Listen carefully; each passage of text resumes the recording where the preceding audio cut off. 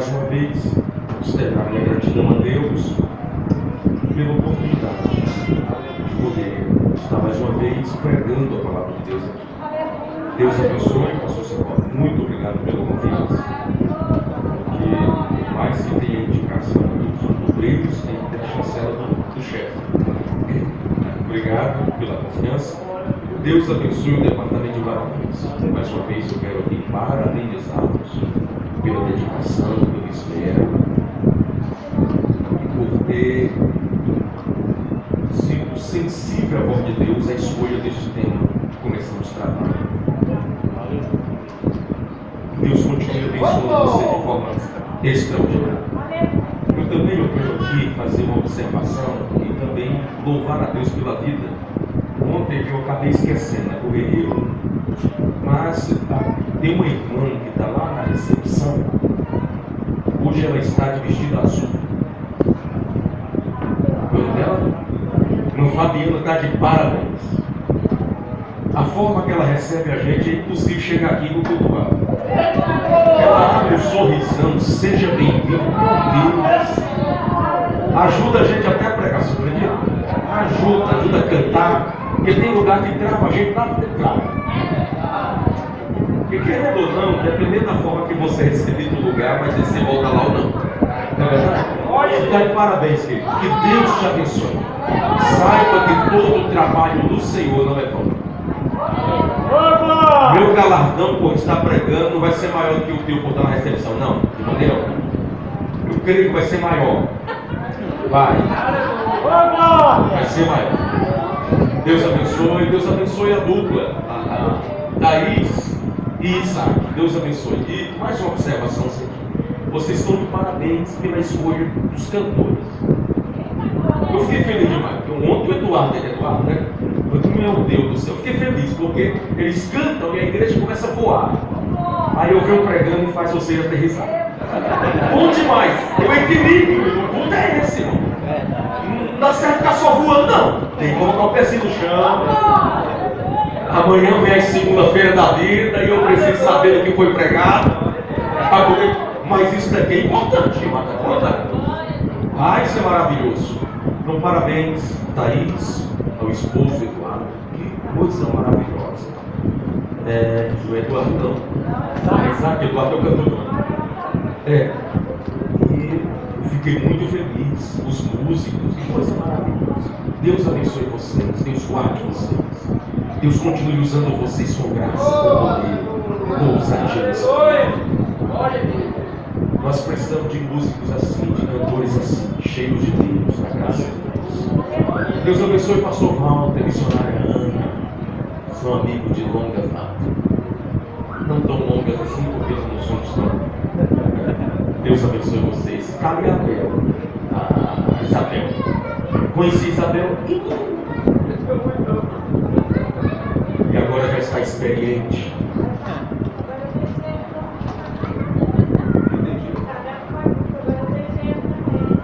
Já tem gente. Meu Pai do céu. Essas coisas vai mostrando quem está envelhecendo. Deus abençoe vocês. Deus abençoe toda essa igreja.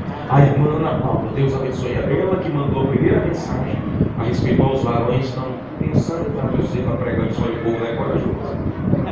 Vamos lá, Romanos capítulo 12, por favor. Os primeiros 2 versículos dizem assim: portanto, rogo-vos, irmãos, pela compaixão de Deus, que apresenteis os vossos corpos como sacrifício vivo, santo, agradável a Deus, que é o vosso culto racional. E não vos conformeis com este mundo, mas transformai-vos pela renovação da vossa mente, para que experimenteis qual seja a boa, agradável e perfeita vontade de Deus. Ontem nós começamos a tratar um pouco a respeito desta carta, desta maravilhosa carta. E para aqueles que não vieram ontem, nós falamos que antes de Paulo tratar sobre a prática, e a partir do capítulo 12, primeiro Paulo vai ensinar para aqueles crentes a doutrina. E ele gasta 11 capítulos falando de doutrina, construindo a doutrina, construindo a sua fé.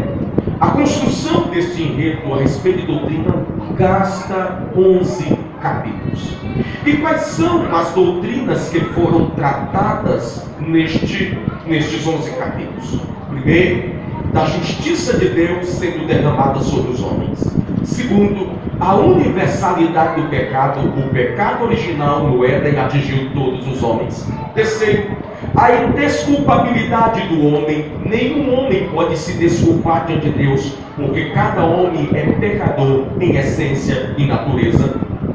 Diante disso não havia nenhuma saída para a humanidade, porque todos pecaram e destituídos estavam da glória de Deus. Porém, Deus tinha um plano estabelecido desde a eternidade, que era justificar as pessoas não através das suas próprias obras, mas através da justiça de Cristo, derramada e feita na cruz do Calvário. E a justiça de Cristo foi depositada sobre aqueles que creram no Evangelho, e agora somos justificados diante de Deus. E por sermos justificados, agora nenhuma condenação há para aqueles que estão em Cristo Jesus, que não andam segundo a carne, mas andam segundo o Espírito. Para aqueles que foram justificados, também temos um Espírito que intercede por nós com gemidos inexprimíveis diante de Deus. Por isso, que no final do capítulo de número 8, Paulo chega a dizer: olha, depois de justificado, depois de consolado pelo Espírito, depois de termos um ajudador, o Espírito Santo, então nada pode nos separar do amor de Deus que está em Cristo Jesus, o nosso Senhor. Por isso, quando chegamos no capítulo de número 11, e versículo 33 a 36, o Paulo está em êxtase e ele precisa exclamar em alta voz a sua adoração, e ele começa adorando dizendo: ó profundidade das riquezas, tanto da sabedoria como da ciência de Deus, quão insondáveis são teus juízos, quão inescrutáveis são os teus caminhos. Quem compreendeu a mente do Senhor? Ou quem foi o seu conselheiro? Quem lhe deu algo primeiro para que depois pudesse ser recompensado? Porque dele, por ele e para ele são todas as coisas. Glória a ele eternamente. Amém. Percebam que Paulo termina a construção do seu enredo em relação à doutrina adorando a Deus, glorificando a Deus. Porém, agora aqui a partir do capítulo de número 12, Paulo não trata sobre doutrina, Paulo trata sobre a prática das doutrinas ensinadas. Já que vocês aprenderam a doutrina certa, é necessário agora vocês terem a prática certa. Porque é impossível saber a doutrina certa e não ter uma prática certa. Então primeiro Paulo apresentou as doutrinas, e depois agora ele vai cobrar a prática destes irmãos que ouviram a respeito da doutrina. Porque isto é importante a gente entender. Porque não é impossível eu ter uma prática certa se eu não ter conhecimento da doutrina certa. Primeiro, eu aprendo o que é a doutrina. Primeiro, eu aprendo quem é Deus. Depois, eu vivo para Deus. Eu me relaciono com Deus. E isso é esboçado de forma muito clara nesses primeiros 11 capítulos da carta aos Romanos e a partir do capítulo de número 12. Curiosamente, nós falamos muito deste culto aqui, e eu entendo, a nossa fé pentecostal trabalha essa ideia do sensorial, do sentir Deus, do sentir a graça, do sentir a unção, do sentir o Espírito. Mas curiosamente, o que Paulo vai tratar na carta aos Romanos não é tanto a ideia do sentir, mas é o entender, o compreender a doutrina, o compreender a voz de Deus, a entender o que Deus espera de nós. Não está tanto ligado ao campo das sensações, a do emocional, mas sim do entendimento. A palavra de Deus, entenda isso. A palavra de Deus, antes de provocar emoções em nosso coração, ela primeiro precisa alcançar a nossa mente e transformar a nossa mente. Primeiro, a minha mente é iluminada pela doutrina. Depois, a doutrina desce para o meu coração e incendeia o meu coração. Não é o contrário. Não é primeiro emoções e depois mente. Não, primeiro é a mente. é entender a doutrina, é entender o que Deus espera de nós. E depois de entendido tudo isso, então nós o adoramos, nós o louvamos, e a nossa vida serve como uma forma de culto e adoração ao nome do Senhor.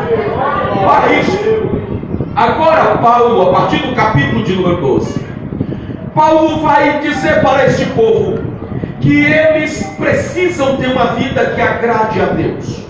Por isso que Paulo aqui trabalha a ideia que uma ortodoxia certa precisa ser transformada em uma prática certa. Eu apresentei as doutrinas do 1 ao 11. Agora, já que vocês ouviram, vocês precisam agora praticar tudo isso que eu ensinei a vocês. Por isso ele começa o capítulo 12 com uma conclusão. E ele começa da seguinte forma: portanto, eu rogo.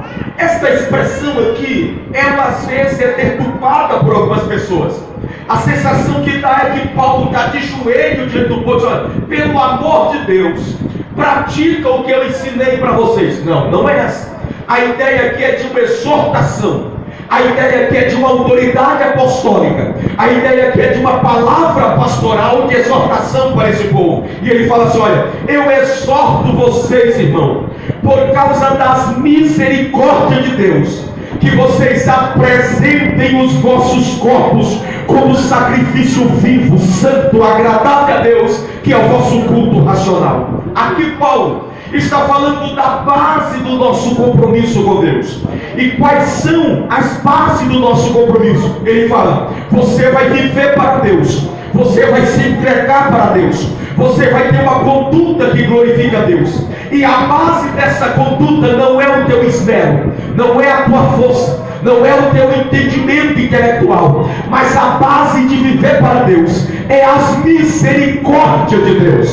Ele está trazendo à tona aqui mais uma vez o que ele trabalhou do capítulo 1 ao capítulo 11. Você estava morto, você era pecador, nós estávamos destituídos da glória de Deus, porém Deus, de uma forma extraordinária e misericordiosa, Ele nos alcançou com seu amor. E é por causa desta misericórdia de Deus que hoje eu entrego a minha vida por completa a Ele. Bendito seja o nome do Senhor.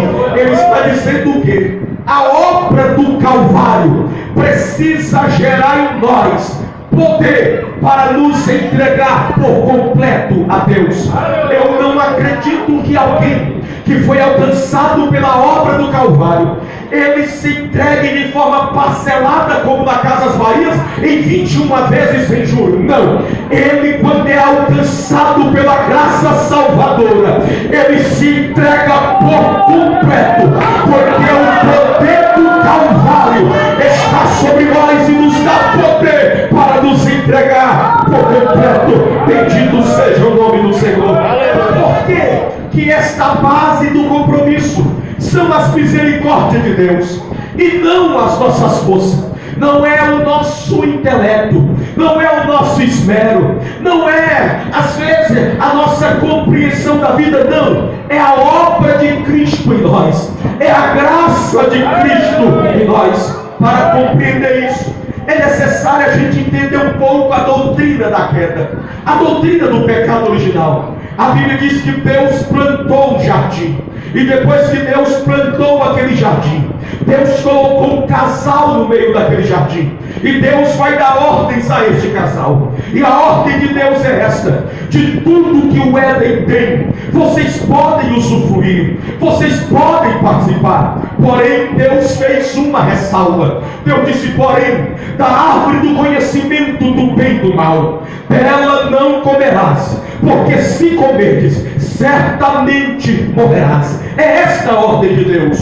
Um belo dia, a irmã Eva está a passear pelo jardim. A antiga serpente começa a traçar o diálogo com Eva, e o diálogo entre a serpente e a Eva é colocando em jogo o caráter de Deus, a soberania de Deus, a palavra de Deus, o amor de Deus. E a serpente questiona a Eva da seguinte forma: é verdade que Deus proibiu vocês de participar daquilo que o Éden tem? Olha o que a serpente fez, a sagacidade da serpente. Esse Deus não ama vocês, não.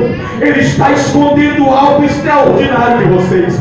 É verdade que Deus está privando vocês. É verdade que Deus colocou limite para vocês. Isso não é amor de verdade. Amor que tem limite, isso não é amor. Amor verdadeiro não tem regras. Amor verdadeiro é liberdade completa. Então Deus está escondendo algo de vocês.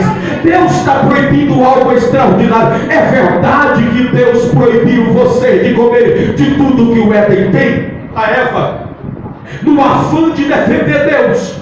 E é perigoso quando a gente quer defender Deus. É muito complicado isso. Mas a Eva, no desejo de defender Deus, disse: não, na verdade não é bem assim. Na verdade é que a gente pode comer de tudo que o Éden tem.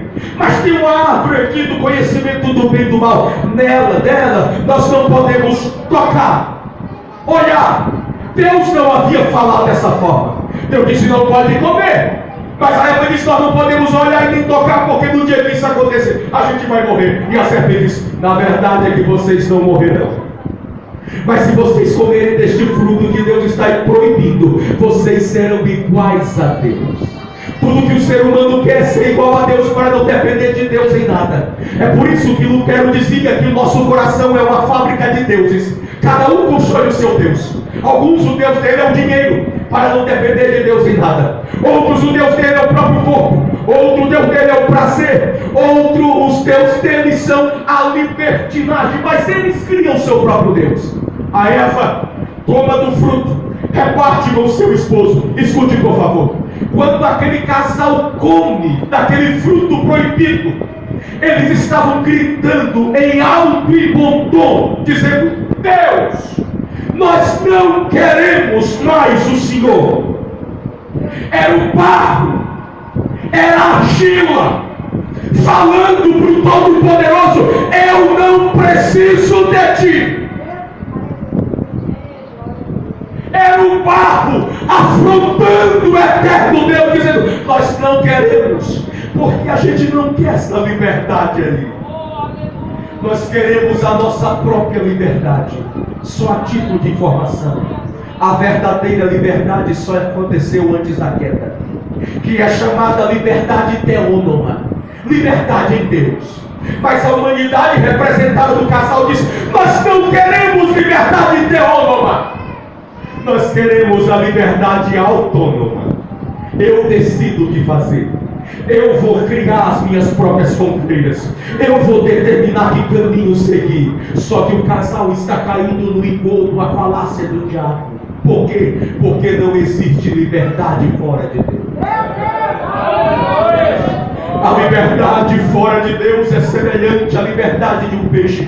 Tire o peixe da água, você não vai precisar feri-lo, sufocá-lo, matá-lo. Dentro de algum tempo curto, médio ou longo prazo, esse peixe virá a morrer. Por quê? Porque a liberdade dele é dentro da água. Assim é a humanidade. É em Deus que o homem é livre.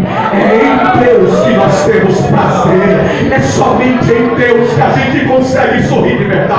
Talvez você está aí sentado no seu dizendo: mas Santiago, eu não consigo entender essa liberdade em Deus, que tem limites, que tem regras, que tem preceitos, que tem que prestar relatório. Eu não acredito nesse tipo de liberdade. E talvez isso confronta você, e você pensa que liberdade é poder fazer o que quiser, e isso não é liberdade. Escute por favor. Você já conversou com um viciado em drogas? Você já conversou com ele? Você já falou com ele? Às vezes depois daquelas crises, aí ele jura de mão junta, pezinho juntinho, ele fala assim: nunca mais eu uso droga. E ele não está mentindo quando está falando aquilo. Ele realmente está acreditando. Ele não quer mais usar, mas no outro dia ele está usando. Por quê? Porque ele não é livre. Você já conversou com um alcoólatra e ele jura de pé junto para a esposa: nunca mais eu coloco álcool na minha boca. Mas na primeira esquina ele para e começa a beber e não consegue parar mais. Por quê? Porque ele não é livre. Livre é a igreja. Por quê? Porque o diabo apresenta a proposta,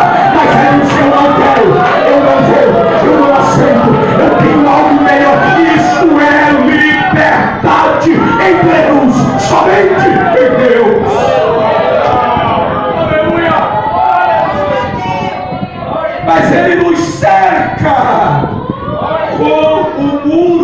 sua graça. Eu estava dando aula e uma aluna estava falando sobre soteriologia, doutrina da salvação. Uma aluna levantou, e ela é meio polêmica, mas eu amo. E ela falou assim: eu não creio nesse tipo de liberdade apresentada pelo Evangelho. Eu disse: por quê? Eu disse: isso não é liberdade. Liberdade é quando Deus me potencializa para ser livre e eu fazer o que bem quiser, sem limites, sem regras de homens, de comunidades. Não, nada disso. Aí eu disse para ela: filha, eu vou passar um exercício para você fazer após a aula. E eu sei que ela tem uma filhinha que aproximadamente... Tem quantos anos o rapaz tem aqui? 2. Acho que ela tem 3 anos, uma filhinha. E eu falei assim: olha, fulana, ao chegar na sua casa, você vai pegar a sua filhinha e você vai abrir o portão da sua casa. E você vai colocar a sua filha na calçada. E você vai ficar de longe observando. E deixar livre. Porque você ama ela. Você ama tanto ela de você deixar ela livre. Não, eu não posso fazer isso. Eu disse: por quê? Porque minha filha não tem maturidade bastante para saber o que é certo, o que é errado, o que é bom, o que é errado. Aí eu disse: e como eu posso garantir que eu sei o que é bom e o que é errado? Por isso que Deus me serve com os muros da sua graça e da sua glória. Não vai, Santiago. É por aqui, Santiago. Aí o Espírito nos ajuda em nossas fraquezas. Não é a sua força a base do compromisso. Ninguém consegue se livrar do pecado sustentado no cordão do autoconhecimento, da força do braço. É a graça. É por causa daquilo que veio lá na cruz do Calvário. Aleluia.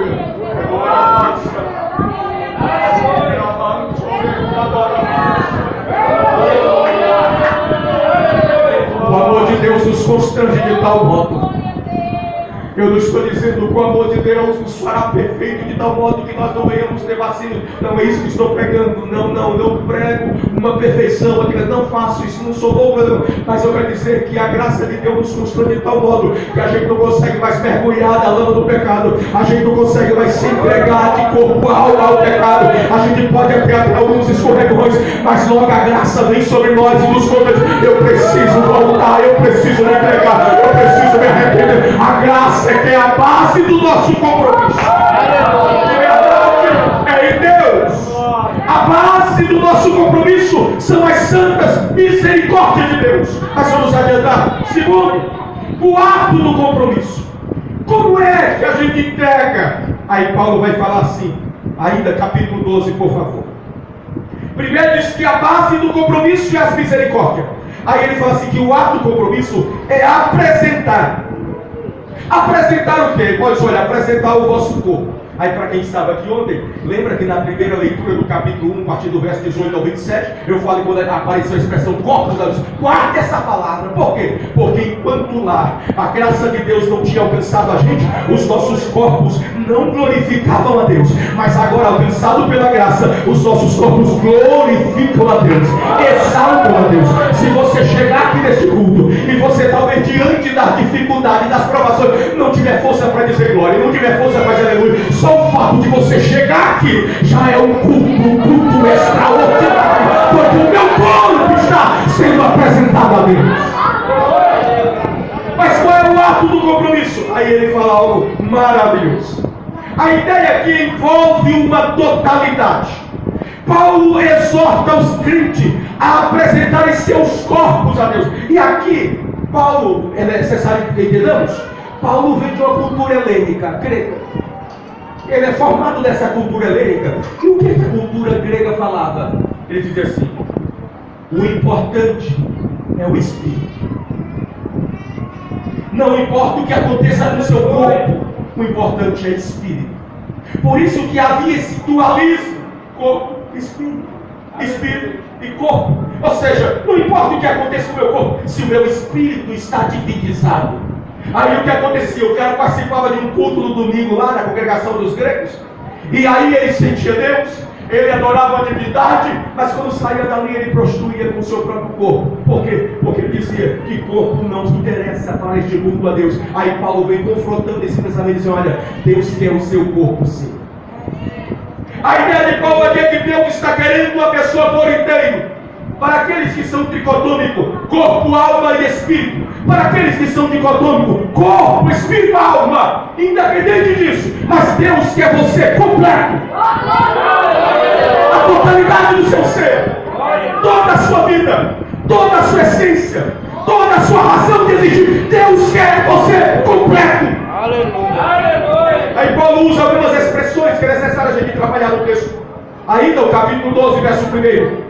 Paulo fala assim: olha, apresente, que eu gosto dessa expressão. Essa palavra apresentar aqui, alguns defendem a ideia de uma entrega única. Uma entrega única. A ideia que eles usam, eu não lembro o nome do teórico, mas ele diz assim: olha, a ideia de um casamento. Imagina o pastor Simvaldo está aqui ministrando um casamento. Está aqui a moça, está aqui o rapaz. Ele ministra, abençoa as alianças, e vê aquela coisa, e dá as bênçãos. E a partir do momento que o ministro do Evangelho ministra a bênção, ele impetra as bênçãos sobre ele, e diz marido e mulher, pronto. Naquele exato momento, depois da festa, aquela moça vai para o lugar com aquele rapaz, e há uma entrega, noite de núpcias, se entrega por completo. Alguns defendem essa ideia, uma entrega única. Uma entrega única. Já tem outros, e esse o meu coração se inclina. Ele diz que é uma entrega completa, mas não única, diária. Porque é possível um casal receber a bênção de Deus aqui, e na noite de núpcia aquela moça se entrega por completo. Mas com o passar dos anos pode acontecer circunstância que vai gerar nela dificuldade de se entregar mais uma vez, que vai gerar dificuldade de intimidade com o esposo, e precisa transpor essas barreiras para se entregar por completa outra vez. Eu penso que é esta a ideia que Paulo está tratando. É uma entrega completa, mas diária. Todo dia eu me entrego. Aleluia. Todo dia aparece circunstância para levantar barreiras entre eu e Deus, mas todo dia a graça dele me faz eu me entregar mais uma vez. No culto de domingo foi extraordinário, o céu desceu e eu me entreguei. Mas na segunda-feira, quando veio o diagnóstico médico terrível, eu também me entrego outra vez. É uma entrega diária. Aí ele apresenta, além de a expressão apresentar e fala do corpo, abrange toda a pessoa por completo. Por quê? Porque antes nós usávamos nosso corpo para os prazeres e propósitos pecaminosos. Agora os nossos corpos pertencem ao Senhor. A sua vida pertence a Deus. Então você usa o seu corpo para a glória de Deus. E eu acho isso fantástico. Aleluia! Essa ideia de usar a vida para a glória de Deus nos faz entender que toda a minha existência, a sua existência, a nossa existência tem que ser para a glória de Deus. Não é somente atos litúrgicos de um culto, mas toda a esfera da nossa vida, da nossa razão de viver, da nossa existência precisa glorificar Deus. É por isso que é uma entrega total do nosso corpo a Deus. Diante disso, algumas pessoas começam a ter dificuldade de entender o que é santidade ao culto. Isso me faz lembrar Reforma Protestante. Quando nós tratamos alguns aspectos da Reforma e a influência da Carta aos Romanos na Reforma através de Martinho Lutero. Mas houve algo interessante que a gente pode corroborar com isso aqui. Quando Lutero trouxe as 95 teses que defendiam a integridade do Evangelho, a completude do Evangelho, o sacrifício vicário de Cristo e da necessidade de uma vida piedosa, santa diante de Deus, ele começou a trabalhar a ideia da santidade a partir da compreensão do pecado. Entenda uma coisa: você jamais vai entender o que é graça se primeiro não entender o que é pecado. Não tem como entender o amor de Deus sem primeiro entender qual é a minha condição antes de encontrar Ele. E a gente falou sobre isso.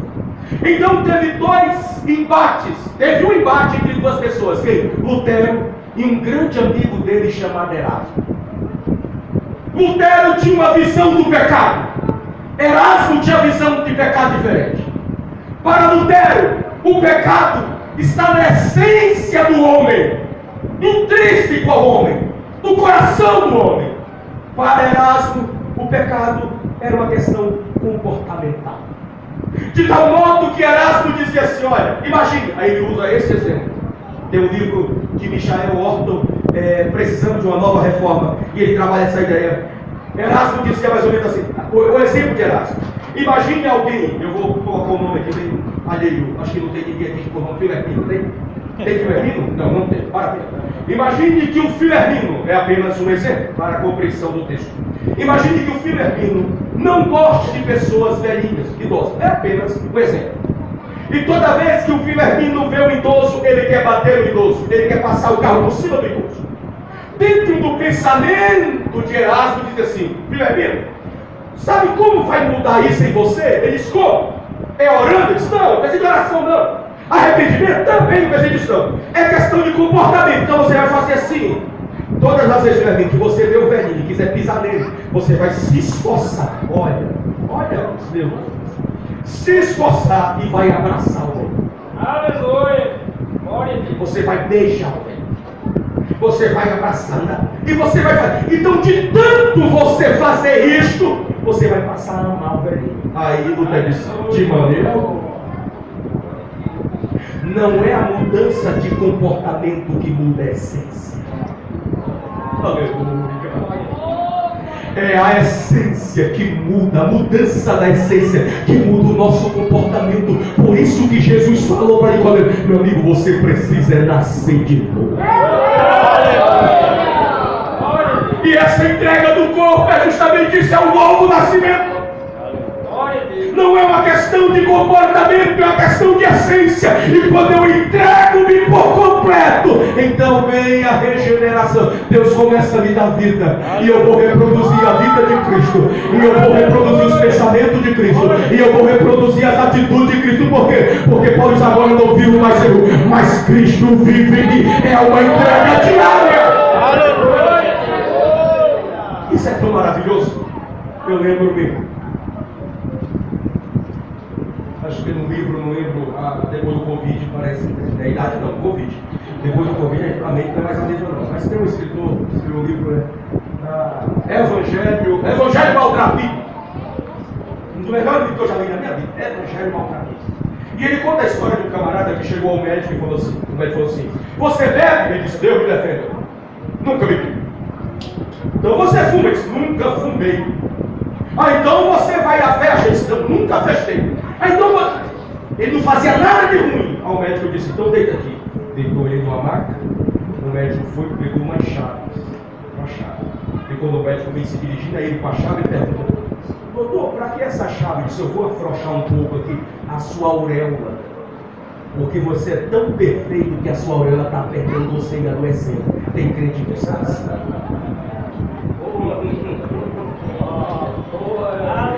Tem crente que a auréola de perfeição dele está tão apertando que ele consegue ver o pecado do outro, ele consegue ver a fragilidade do outro, mas ele não consegue entender. Eu preciso entregar meu corpo todo dia.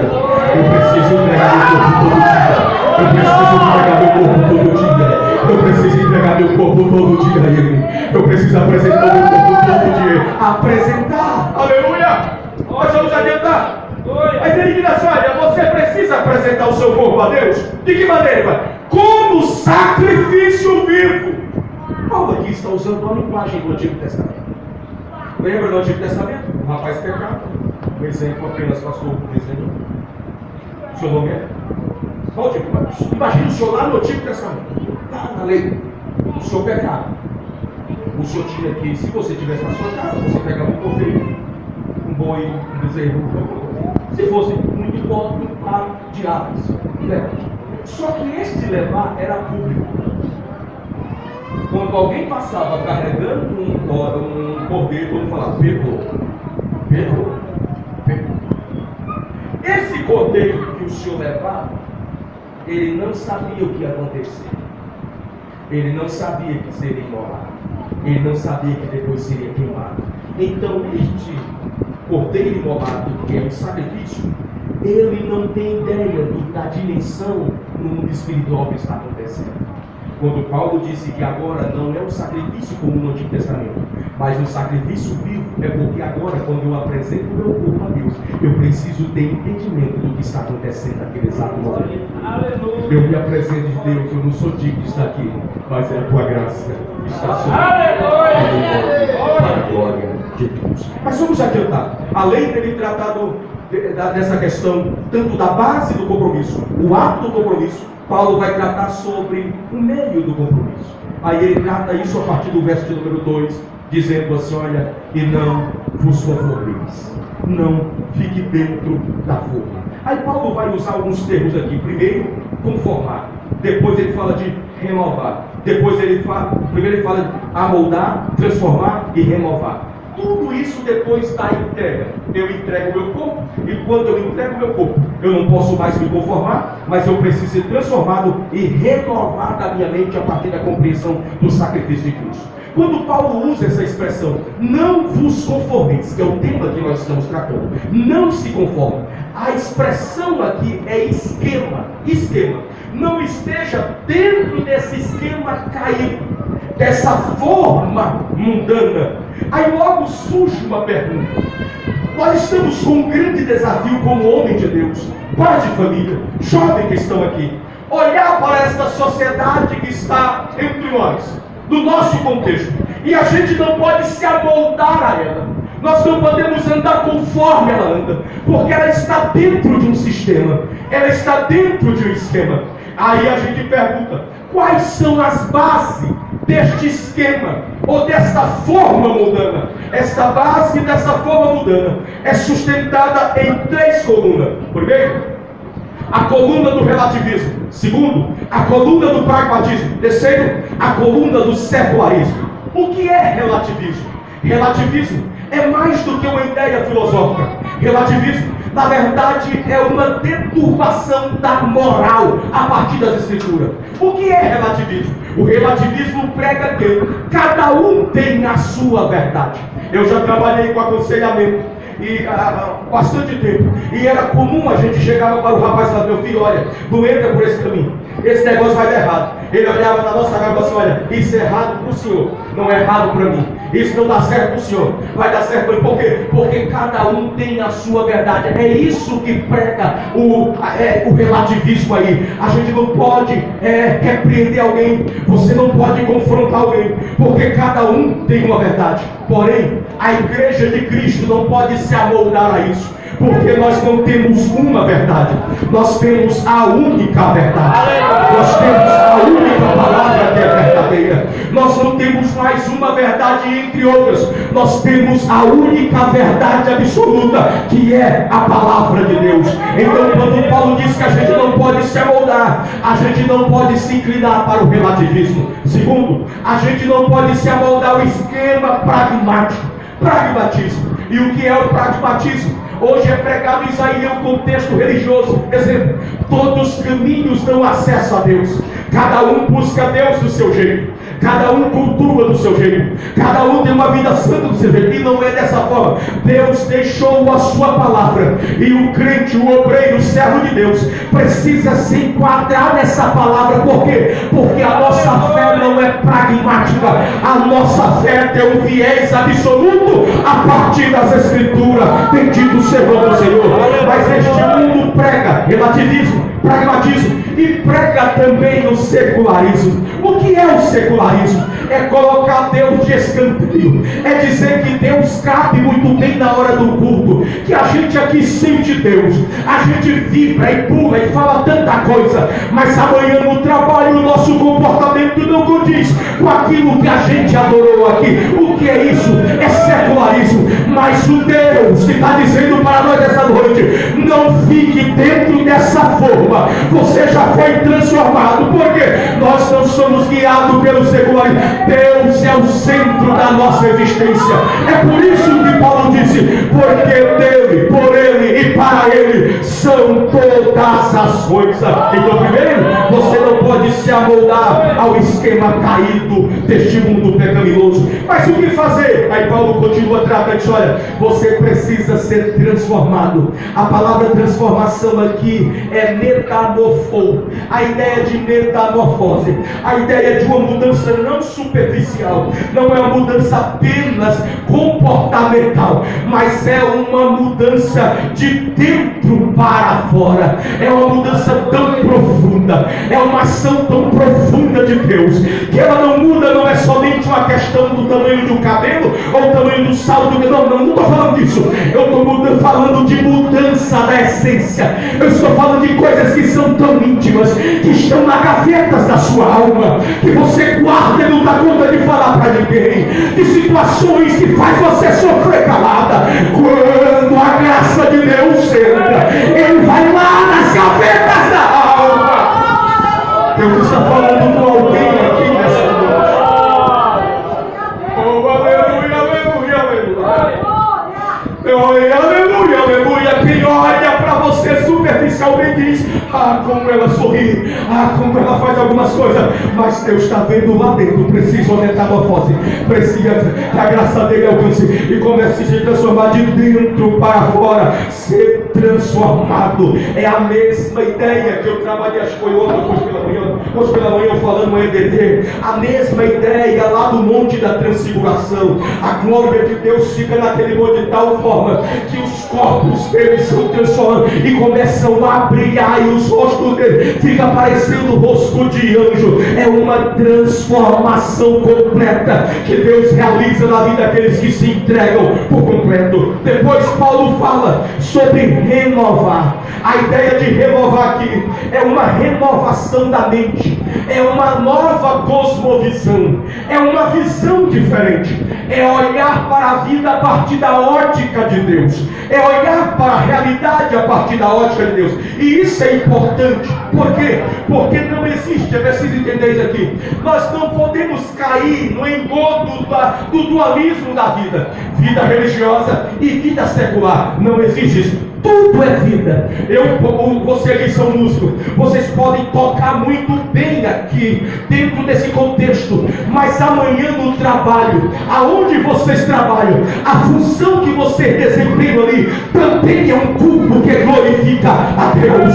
Tudo que a gente faz precisa ter uma cosmovisão de Cristo, uma mente renovada, como resultado do novo nascimento. E é necessário que você entenda algo. Escute, por favor. O mundo aí fora, ele quer controlar a sua mente. O mundo aí fora quer controlar a sua forma de pensar, e o mundo usa os seus mecanismos.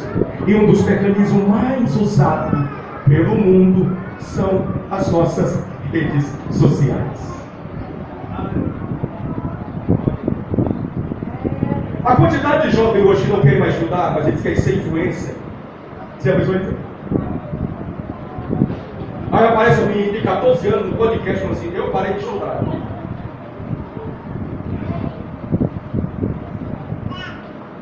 O caráter dessas pessoas são amoldados de acordo com a vontade mundana. O mundo dita a regra e os que estão caídos na fé andam conforme essa regra, mas os cristãos não. É verdade. Aleluia. Entenda algo, por favor. O mundo quer controlar a sua mente, mas Deus quer renovar ela. Deus quer transformar ela. Escute algo, por favor. Se o mundo controla a nossa maneira de pensar, nós somos conformados. Mas se Deus controla a nossa maneira de pensar, nós somos transformados. E convenhamos, as redes sociais às vezes é um engodo. Entenda uma coisa: a postagem de um lindo prato revela apenas a beleza do prato, mas não revela o sabor do prato.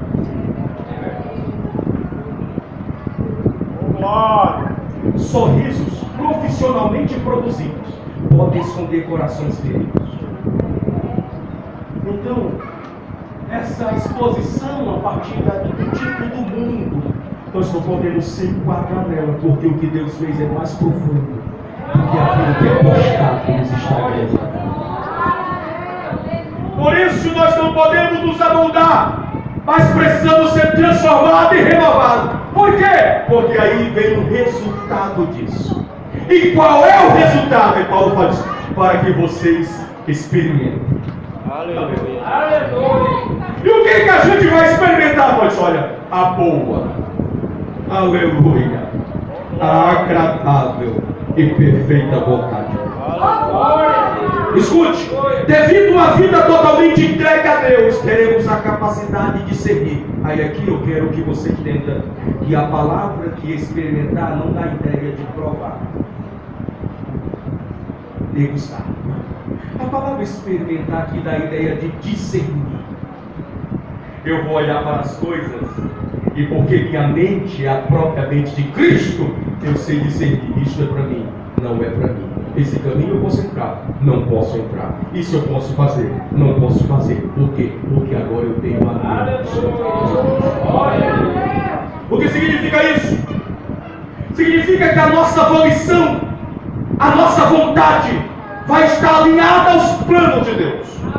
Diante disso, eu concluo dizendo a esta igreja: quando o nosso corpo é consagrado e a nossa mente é transformada, nosso corpo se torna racional e a gente vai experimentar a boa, agradável e perfeita vontade. Eu quero dizer para os obreiros, já que vocês escolheram o tempo, como está a mente de vocês? Que tipo de pensamento predomina na mente de vocês?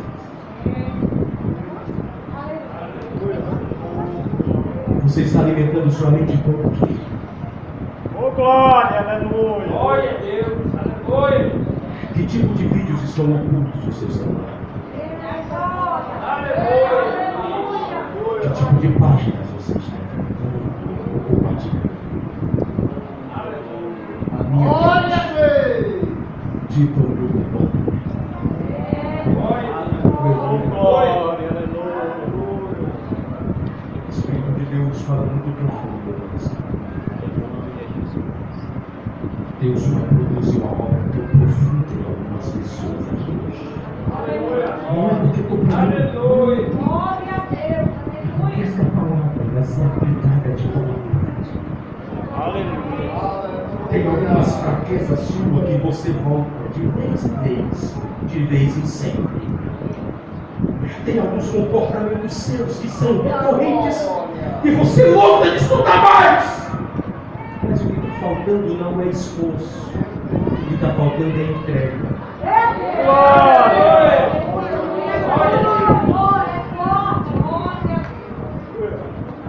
O céu! Tem um texto muito ligado para mim, eu quero ter um texto de Mateus, que ele fala assim: olha, o reino de Deus é tomado pelo esforço. Tem um texto aqui. Aquele texto é perigoso, a ideia do texto é um pouco mais amplo. O reino de Deus, o reino que está sendo pregado, está sofrendo violência, ou seja, pessoas se levantando contra o reino. Mas entenda, o céu não é tomado pelo esforço, o céu se conquista pela entrega. Aleluia. Por isso, eu quero dizer nessa noite que o céu não é de quem peca menos. O céu é de quem se arrepende mais. E arrependimento é entrega. Por isso que o tema dessa festa tem a ver com a entrega. E depois da entrega é que eu vou experimentar a boa, agradável, perfeita vontade de Deus. Mas a necessidade. Até quando você vai ficar resistindo? Até quando você vai ficar lutando com as suas próprias forças? Até quando você vai ficar tentando resolver do seu jeito? Nessa noite Deus está dizendo: é só se entregar. Oh, aleluia, aleluia. Se entregar. Aleluia, Jesus. Só dizer: Deus faz. Faça o que o Senhor quer fazer. Não é mais eu que controlo as coisas, mas é o Senhor que guia. E por Deus eu vou experimentar. Deus tem coisas boas. Deus tem coisas agradáveis. E Deus tem coisas Aleluia. assim. Glória a Deus. Glória. Por isso, eu concluo, se coloque em pé.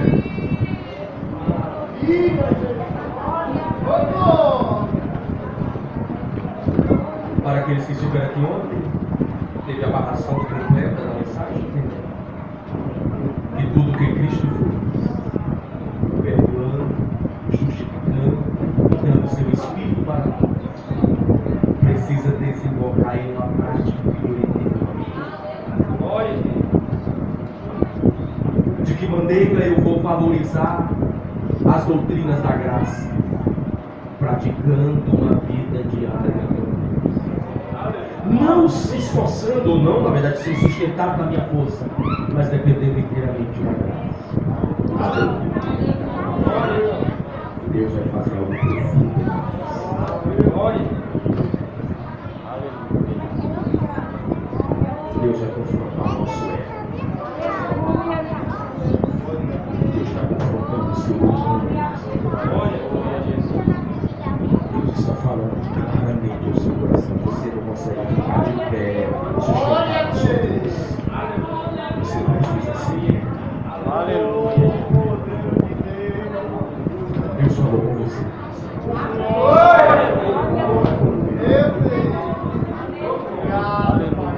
Quando eu falei que a entrega aqui não é única, mas é diária, quem sabe você pode se entregar novamente. Aleluia. Glória. Porque é possível estar usando gravado e não estar mais entregue.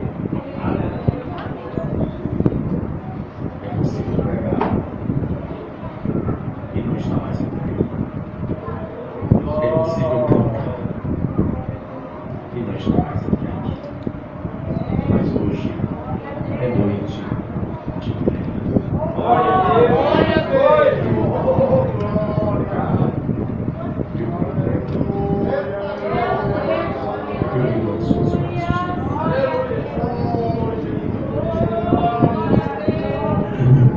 Me apresento desarmado e digo: Deus, eu estou aqui. Faça o que o Senhor tem para fazer.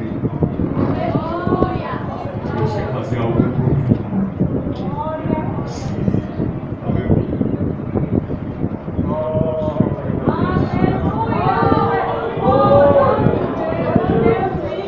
O que Deus vai fazer tão profundo em você, meu querido? E a família vai perceber, a casa vai perceber, a igreja vai perceber, a sua vida será outra depois desse congresso.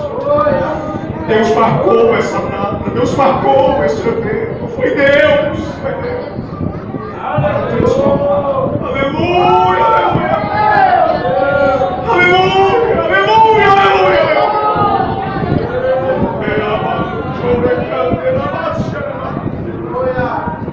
Eu quero orar com você nessa noite.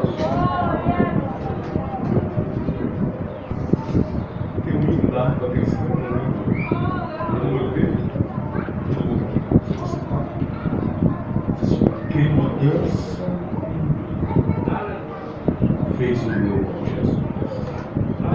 Entra no meu coração. Trouxe paz divina. Trouxe gozo e luz. Aleluia. É isso que ele quer fazer. Você recebe essa palavra.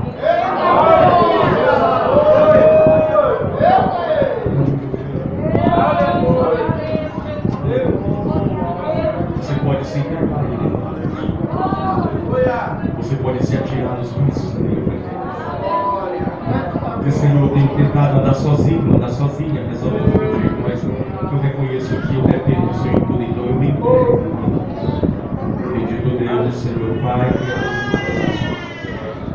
Eu falei a tua palavra nesses 2 dias de evento e eu procurei ser fiel ao texto, mas eu tenho minhas limitações. Por isso eu careço, dependo do meio, do incrível, poderoso Espírito Santo, para aplicar as verdades necessárias aos corações daqueles que estão me ouvindo agora. Nós estamos numa noite de entrega. nós só vamos experimentar a boa, agradável e perfeita vontade se primeiro nós nos entregarmos. E a entrega, a gente não vai se conformar, porque a gente vai ser transformado e renovado pela renovação do nosso entendimento. Está aqui esses obreiros, está aqui os pastores, está aqui cantores, membros, todos estão aqui. E nós estamos aqui não para medir espiritualidade nenhuma, nós estamos aqui para nos atirar nos braços de Deus, nos jogar nos braços da graça, nos lançar nos braços do eterno amor de Deus. E quanto mais eu me lanço nesse amor, mais eu recebo a inundação desta graça e deste amor tão extraordinário. Este amor que invade os redutos da minha alma, os porões da minha alma, os porões, Deus, das minhas aflições. É lá que essa graça vai passando, este rio sarador, este rio curador da graça de Deus, que vai mudando algumas inclinações da nossa essência pecaminosa. Deus vai mudando, Deus vai arrancando agora. Em nome de Jesus, eu apresento a cada varão desta igreja este corpo de obreiros que aqui estão, e eu ministro a Deus, para a glória de Deus, o poder do Evangelho sobre a sua vida, o poder da graça sobre a sua vida. Que você venha agora, neste exato momento, além de entender, sentir no seu corpo a graça de Deus inundando o seu coração. Mulher de Deus, Deus te trouxe aqui para inundar outra vez o teu ser. Aleluia! Aleluia! Aleluia! Aleluia! Aleluia! Aleluia! Aleluia! Deus está aqui nesta casa. E a sua palavra é poder de Deus para levantar o caído, para animar o fraco. Aleluia! Aleluia! Receba o poder do Evangelho na sua vida agora, agora, agora, agora, agora. Sim, nesse exato momento. É isso.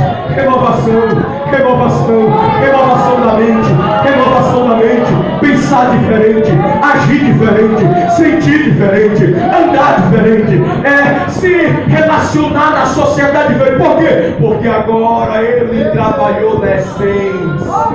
Aleluia.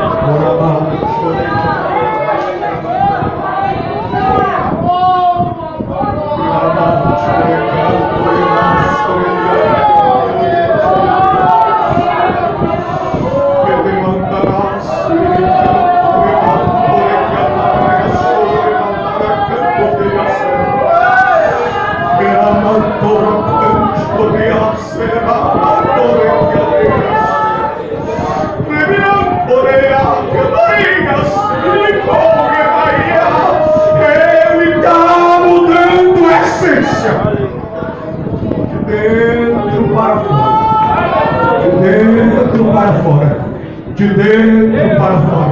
Ele está fazendo algo. Por que ele está fazendo isso? Porque vai chegar o dia que a trombeta vai tocar e só vai subir quem não for conformado.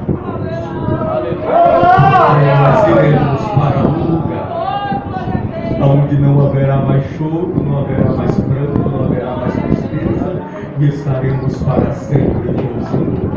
Lá não vai entrar porque é assembleiano somente. Lá não vai entrar porque é batista, presbiteriano, metodista, presbiterianismo, congregacional, não. Lá vai entrar os inconformados. Lá vai entrar os inconformados. Lá vai entrar aqueles que não se conformaram nesse mundo caído. Lá vai entrar aqueles que foram renovados e transformados pelo poder do Evangelho. Receba o que o Espírito de Deus está ministrando para nós.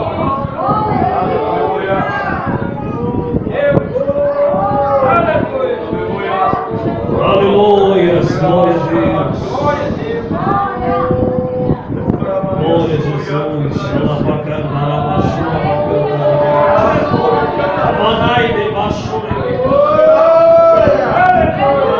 Aleluia. Glória a Deus. A gente não poderia encerrar o culto nessa noite. Perguntar a nossa irmã Fiona, você quer se entregar para Jesus novamente essa noite? Você quer se entregar para sua parceira? Aleluia. Aleluia. Ainda não? Aleluia. Deus. Não, não, pode chorar. Aleluia.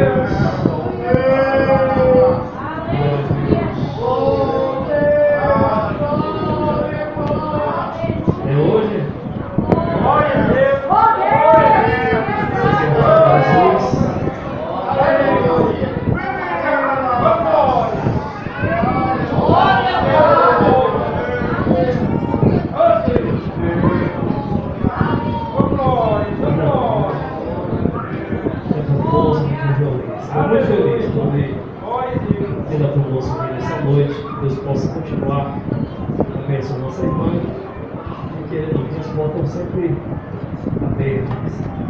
Glória a Deus. Deus abençoe o departamento de varões que estiver na organização dessa grande festa. Esses 2 dias vamos tratar de Deus com nossas vidas. Deus abençoe, Deus acompanhe a nossa live. Encerra a luz, já encerrando o culto aqui. Deus abençoe. Nosso pastor Santiago, com porta-voz dos seus aqui.